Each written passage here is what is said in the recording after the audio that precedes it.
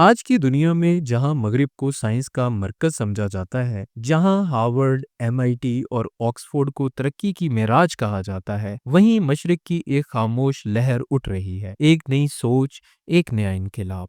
یہ انقلاب بند لیبارٹریوں میں نہیں بلکہ مشرقی نوجوانوں کے دماغوں، خوابوں اور دلوں میں پنپ رہا ہے۔ کیا آپ نے کبھی سوچا ہے کہ کیوں ہر سال دنیا کے بڑے سائنسی مقابلوں میں ایشیا، مشرق وسطیٰ اور افریقہ کے نوجوان نمایاں ہوتے جا رہے ہیں؟ یہ کہانی ہے ان ذہنوں کی جو نہ صرف سائنس سیکھ رہے ہیں بلکہ اسے نئی سمت دے رہے ہیں۔ مشرقی دنیا جو کبھی یونان، بغداد، سمرقند، بیجنگ، دہلی اور نشان کی سرزمین تھی، جہاں سائنس صرف علم نہیں عبادت تھی، جہاں تحقیق، تفکر اور تجزیہ انسان کو خدا کی نشانیوں تک لے جاتا تھا، آج وہی جذبہ، وہی روح ایک نئی نسل میں دوبارہ جاگ چکی ہے۔ یہ نوجوان صرف نوکری کے لیے سائنس نہیں پڑھ رہے بلکہ مقصد کے لیے پڑھ رہے ہیں۔ وہ چاہتے ہیں کہ دنیا ان کی تحقیق سے بہتر جگہ بنے۔ کبھی علم مغرب کے چند اداروں تک محدود تھا، لیکن آج ایک پاکستانی گاؤں کا لڑکا، ایک بنگلہ دیشی لڑکی، ایک ایرانی انجینئر اور ایک انڈونیشین پروگرامر، سب ایک ہی ڈیجیٹل میدان میں ہیں۔ یوٹیوب، اوپن AI اور ریسرچ گیٹ نے علم کی دیواریں گرا دی ہیں۔ یہی وجہ ہے کہ آج دنیا کے سب سے بڑے روبوٹکس، AI اور biotechnology start ups Singapore, Bharat, چین، کوریا اور پاکستان میں ابھر رہے ہیں۔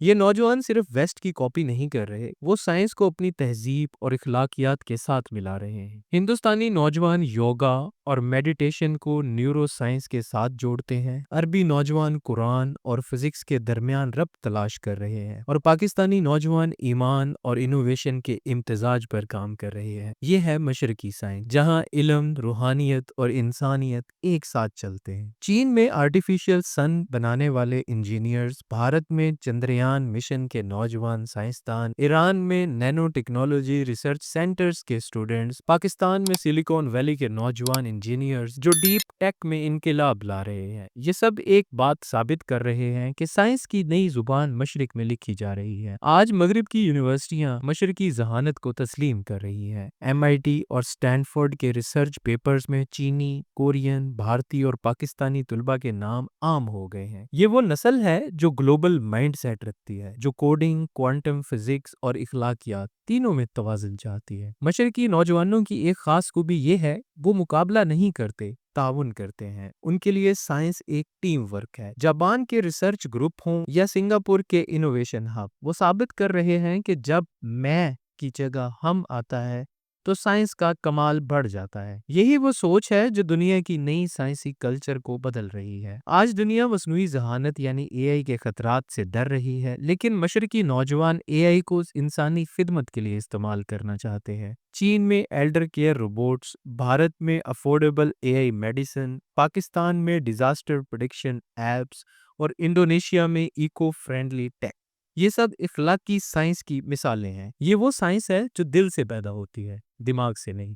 یہ صرف آغاز ہے، اگلے 25 سالوں میں دنیا کی سب سے بڑی سائنسی طاقتیں مشرق سے ابھریں گی، جہاں تحقیق لیب میں نہیں بلکہ جذبے، ایمان اور انسانیت میں ہوگی۔ اگر تم مشرق کے نوجوان ہو تو یاد رکھو، تم صرف ایک طالب علم نہیں، تم آنے والے سائنس کے معمار ہو۔